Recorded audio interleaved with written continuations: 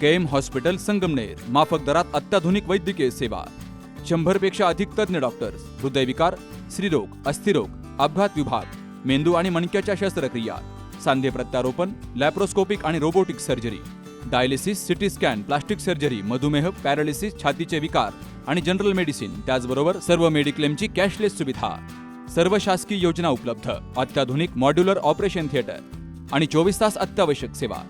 ठिकाण विठ्ठल मंदिरासमोर, Akole bypass road, Sangamner. संपर्क 99532 99532. आज सायंकाळी संगमनेर तालुक्यातील अनेक भागामध्ये अवकाळी पाऊस झाला.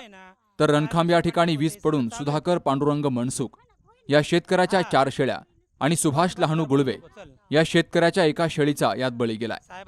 गावचे सरपंच बाबाजी गुळवे यांनी या घटनेची माहिती महसूल प्रशासनाला दिली आहे. हे दोनही शेतकरी अतिशय गरीब असून तातडीने या शेतकऱ्यांच्या शेळ्यांचे पंचनामे करावेत अशी मागणी सरपंच गुळवे यांनी केली आहे. आमदार अमोल खताळ यांनी नुकसानग्रस्त भागाचे तात्काळ पंचनामे करण्याच्या सूचना महसूलला दिल्या. तर तालुक्यातील अनेक गावांमध्ये वादळी वाऱ्यासह पावसानं मोठी हजेरी लावल्यामुळे कडक उन्हाळ्यात वातावरणात काहीसा गारवा निर्माण झाला, मात्र नुकसानही मोठं झालंय. बाबासाहेब कडू, सी न्यूज मराठी, संगमनेर.